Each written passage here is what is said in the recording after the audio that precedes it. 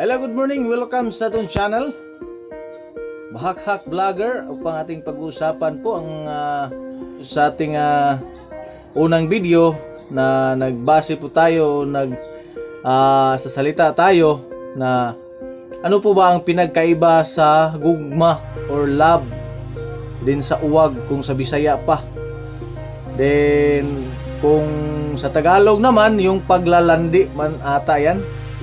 Pero hindi ko familiar yan ano po ang lingwahe dyan sa Tagalog. Basta dito sa Bisaya, uwag versus gugma, no?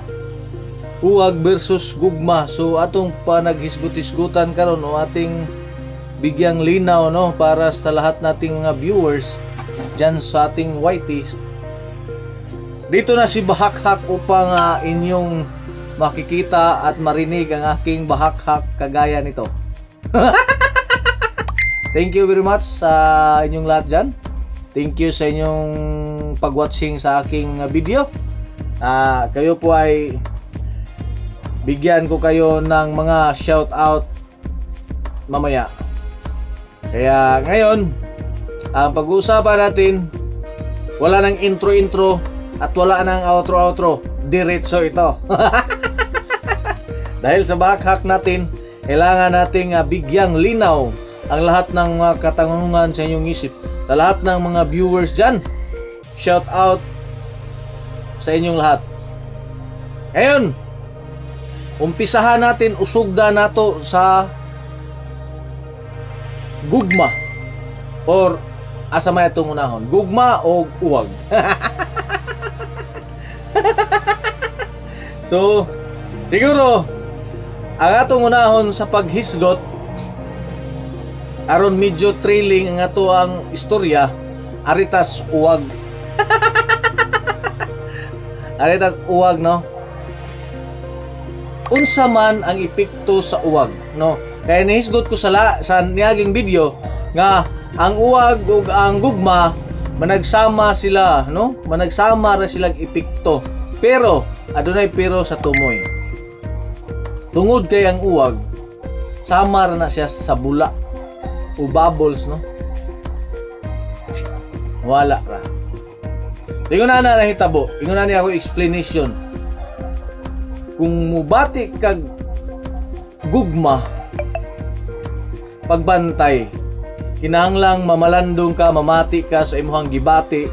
Kung tinuod bang gugma ang imong gibati, basin og uwag ra na. Basin og uwag ra na, mga kabakak. Tungod kay ang gugma ug ang uwag, aduna sila kasangay-sangay. Una, sa uwag, mubati kag murag gugma pero uwag na ito. Ang imong gibati, nindot kayo ang pag-appreciate nimo sa maong tao or sa maong lalaki o sa maong babae nga una nimong pagkakita. Pero di ay uwag ra to. Ngano, una, ang uwag madali-dalion, no? Dali kayo siyang muipikto, dali kayo siyang mupabati sa imong kaugalingon nga mura kag nahigugma, no? Mura kag nahigugma tungod kay uwag kana. Ingon na ana ang uwag. Napay laing mga pamaagi sa uwag. Gusto kang mahitabo dayon diha mismo anang panahona. Tungod kay nagdali-dali ka, tungod kay uwag kana. No? Ingon na ana ang epekto sa uwag. Pagbantay mo, mga kabatanunan or mga minyo, sama nako. Nagbantay ko kay basin akong uwag mugawas. Shout out yung tanan des mga ulagon. No? Nagbantay ta ng mga higayuna kay ang uwag gugma pareha sila epekto. Ikatulong punto, ang uwag walay planos kinabuhi. Gustong mahitabo anang panahon na, apan wala pa malandungi unsay mahitabo ugma. Karon ray gilantaw sa uwag, mga higala, mga kabahakak. Ingon na ka komplikado ang uwag ug ang gugma, no?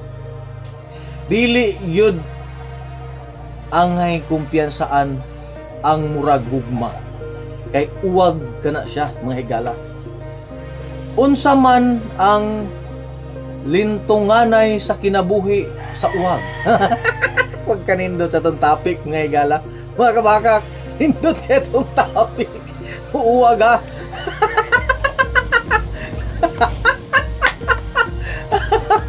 Sinana ka nindot ang ato ang topic nga. Mga kabakak, yun na lang nahitabo sa uwag. Pak! Urus-urus. Yati. So, kinahanglanin mo ng bantayan, mga higala.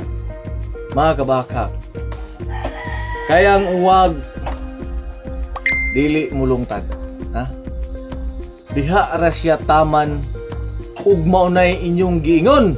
Mga kabatanunan, nga walay forever. Yes, walay forever. Kay tungod kay ang inyong gibati, pulos na uwag. Walay forever basta uwag ang gipasulabi sa inyong hunahuna, sa inyong kaugalingong kagustuhan. No? Unsa man nimo pagkahibalo nga uwag adtos katapusan. Munay giingon, walay pagmahay nga naguna. Pulos na ulahi. Tungod kay ang uwag muhupas ra. Muhupas siya og nawala sama sa usa ka bula. Nauhanaw siya sama sa usa ka aso. So ingon ana, kapaspas kadali ang uwag nga gibati sa tao.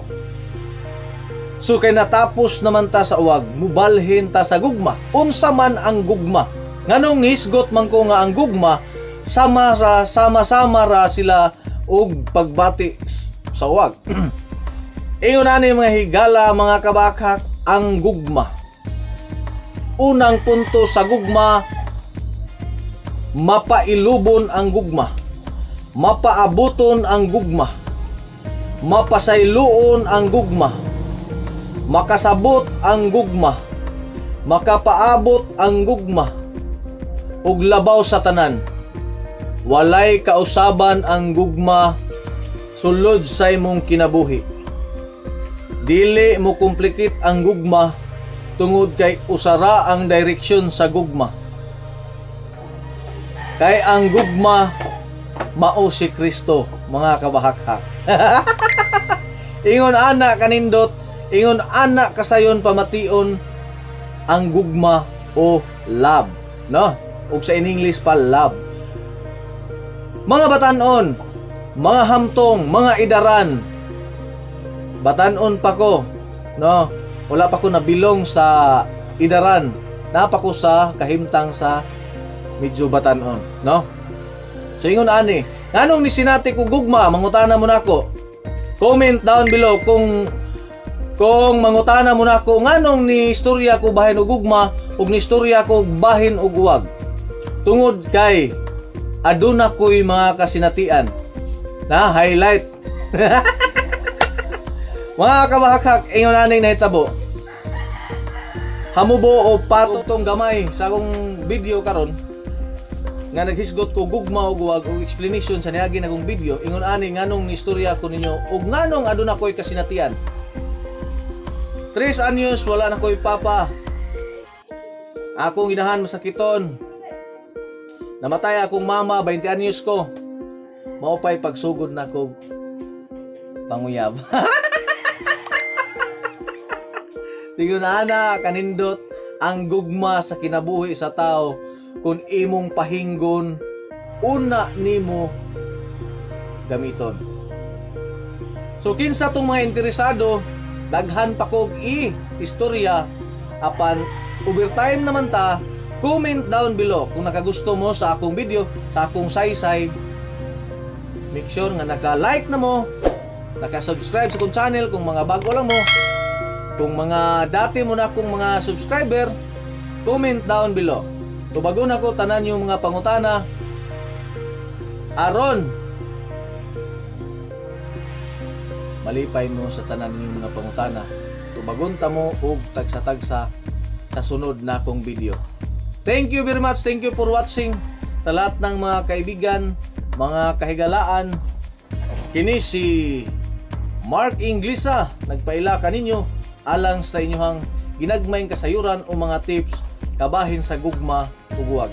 Kini akong video kung channel ay balo na ko ninyo nga i-share ang akong mga videos aron daghan pang makadungog sa uban pa natong mga bahakhak nga adunay mga kasinatian. Og nakarelate mo sa kong video, ayaw galimot i-like, i-subscribe ang akong channel. Thank you very much. Thank you for watching. Bye-bye.